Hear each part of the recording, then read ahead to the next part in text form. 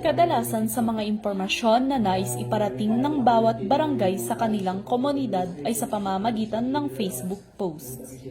Ngunit may isang barangay dito sa Baguio na kung saan may kakaibang pamamaraan ang mga namumuno sa kung paano sila maghatid ng impormasyon sa mga tao. Ito ay sa Middle Quirino Hill.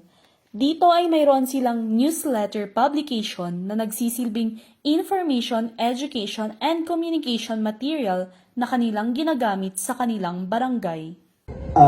Every year, nag-ano ng mga city, nagkakandak ng survey, interview, at saka evaluation sa mga barangay. Now, the prime reason why I initiated this and come up with it. The first issue in 2013 was full disclosure. Full disclosure. Yun ang number one reason. I-disclose natin yung lahat ng nangyayari sa barangay. But, if you will read, nakalagay lahat doon, every issue may nakalagay na we accept articles but non-offensive articles.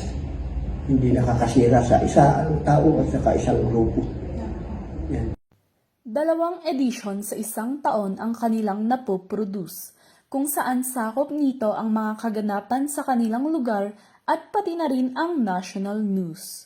Ito ay pinamimigay ng libre sa bawat mamamayan sa kanilang komunidad tuwing nagkakaroon sila ng General Assembly o kaya naman ay house-to-house nilang ibinibigay sa kanilang mga residente.